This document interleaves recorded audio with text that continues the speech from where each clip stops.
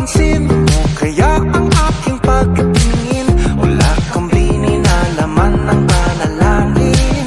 Sumisigaw di makatulog dahil sa kilig. Gusto ko lang naman